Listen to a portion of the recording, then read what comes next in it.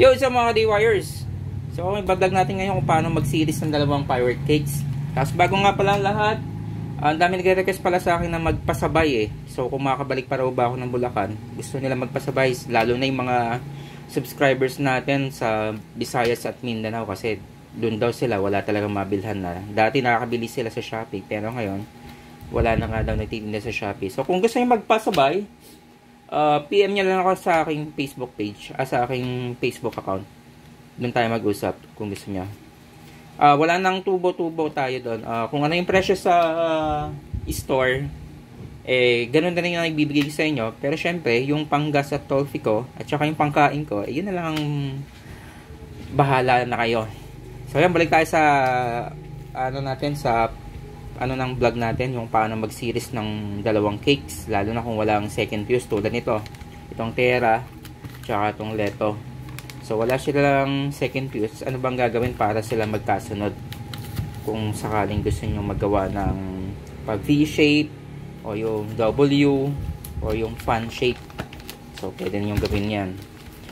So taka, hanap lang tayong tripod. So ito, dahil wala akong second fuse, para mas mabilis, balatan nyo na. Para ma-trace nyo agad yung kuhan. Kung saan yung second fuse or saan yung last tube na paglalagyan niya.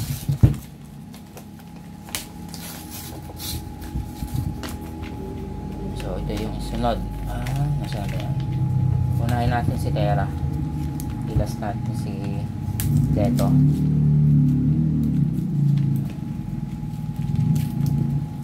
So, kung gagamit kayo ng pa V-shape, maganda is kuhan. Meron kayong extra na visco fuse tsaka quick fuse para magawa ng tama. So, sagad lang natin itong fuse para kuhan. Para hindi matagal yung paghihintay ng Yan. Sagad na siya. So dito sa unang nating cakes, eto, yan, kung nakikita nyo yung kanyang main fuse, sa tapat niyan usually yung pinakang last tube niya, kasi magaganding ganito yung series niya yan. Yan. Pag ganito yung series niya, ito yung unang row, ito yung last niya, ito yung susunod niya, ayan tapos dito, pag ganyan, tapos dito, hanggang dito. So, katapat niya usually lagi yung last tube na sisindi. So, pero para sigurado kayo, pwede nyo silipin yung fuse. Ayan ito yung fuse nyo. Dito sa gilid, silipin din natin. Ayan diba? So, ito yung una. Susunod, ayan, ito na yung sa kalawa. Pa ganun, pa letter S lang yan. So, kalimitan lagi na ang pinakang last tube katapat lagi ng unang tube. So ang gagawin nyo, kung dito yung last tube, dito kayo bubutas sa last tube. Tapos sa pagbutas, itapat nyo lang. Halimbawa yan, ito yung pinakang taas nung niya, dun din kayo bubutas para siguradong tatamaan nyo yung leak charge nya. So gamit kayo lang kayo ng maliit na pako, nakakasya lang yung yung visco fuse, or gumamit kayo ng ito, sa aking screwdriver. Okay na yun, kaya na mabutasin yung tube nya. Mabutasin natin yan, tatapat natin. Nakita ba sa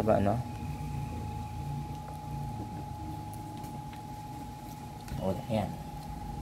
Saktong-sakto sa bala yan. Ayan katapat na katapat niya. Saktong-saktong deep charge yung mabubuksan nyo dyan. Tapos syempre itong fuse nung ikalawang cakes natin, masyadong mahaba. Kaya babawasan nyo. Babawasan nyo yung sakto lang din napapasok yung tube. Papasok pala sa tube. So ayan Nakakasunod ba? So ayan, zoom in natin. So, ipapasok nyo lang itong visco fuse. Ayan.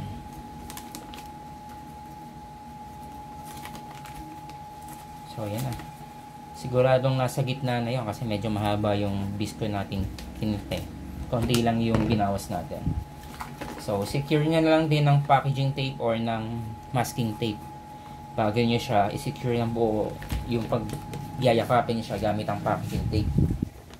So halimbawa gusto nyo naman yung pagsasabayin nyo, tapos gagawa kayo ng V-shape. Ang gagawin nyo naman, yung dalawang fuse, pagdidikitin nyo na, di ba? Teka, wala tayong extra na eh. Pero basta ganun, halimbawa yan. Agad mo natin to ha. Pagsasabayin nyo yung dalawang case, halimbawa pares leto o pares tera yan. Kahit i-insert nyo na doon, or pagdikitin nyo na lang yung dalawang fuse, pwede na yon. Tapos halimbawa gusto nyo nung pa V-shape, para hindi naman sila dikit na tigit pag nag-break sa taas, lagyan nyo yung spacer dito. Pwede kayo gumamit nung mas maayos ang spacer or rack. Mas maganda yung rack para hindi natutumba. Ayan. Ito.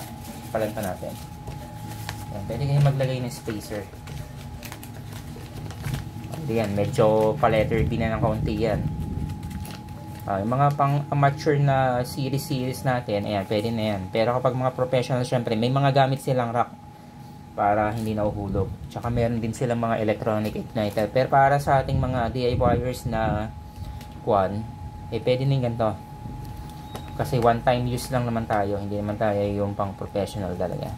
So, halimbawa 3 cakes yan, edi isa pa sa gilid para pa letter V na. Tapos, syempre, malayo yung halimbawa yung fuse. Doon napapasok yung quick fuse. Wala lang tayong quick fuse dito eh. Pero yung silver sparkler, yung buhok nila wala, yung kulay ano ba yun? Kulay silver. Silver sparkler nga yun. Yung 3 piraso no, kapag binalot nyo sa papel na nagiging quick fuse din siya. Para na rin siyang quick fuse. Pero syempre mas mabilis talaga yung quick fuse. So yun lang naman mga ka-DIYers.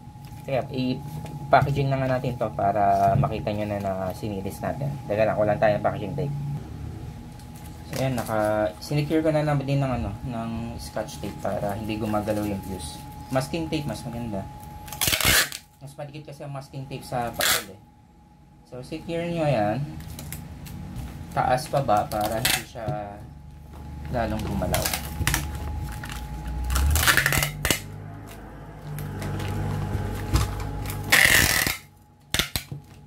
So ayan, meron na tayo 32 shots. Kapag sinindihan mo na yung unang fuse, dire-diretso na yun.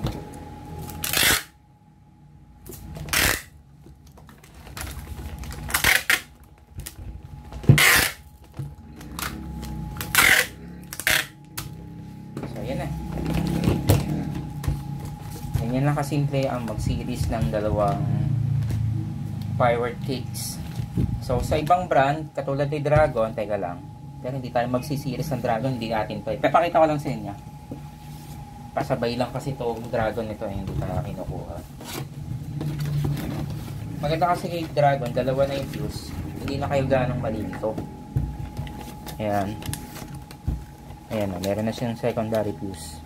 Ang gagawin nyo na lang dyan, kagaya nga din yung sinabi ko kanina sa last tube, tsaka yung first, ituktong nyo na lang yan dito sa pinakang first fuse nya. I-masking tape nyo na lang or ayan, packaging tape na papel. Mas madali mas madali mag-series kay Dragon kasi nga naka-ready na. Hindi mo na kailangan magbutas tulad nito. Ayan. Hindi mo na kailangan magbutas-butas. Pag didikitin mo na lang yung dalawang fuse nya. Yan ang magkaganda kay Dragon, meron secondary fuse. Pero alam ko yung ibang LF din merong secondary fuse eh. Ito lang siguro yung wala, yung maliliit. So yan mga DIYers, at para sa bagong viewers, please subscribe and pakiclick na rin ng bell button para maging updated kayo sa aking mga pinag-vlog. So yung mga balak magpasabay, PM nyo na lang ako sa Facebook, din tayo mag-usap. Kasi meron ng mga ilan na ba yung nagsabi sa akin ngayon, 5 na sila, kaso medyo konti pa para alam niyo yung last lumiit yung singil sa toll fee at saka sa gas. Kasi kung mas madami syempre ang magpapasabay, mas lilit yung paghaharian niyo sa gas at toll fee, 'di ba? So kung mas maraming magpapabili, mas maliit yung magiging expenses natin. Magiging expenses niyo pala. So yun, salamat sa patuloy pagtutok.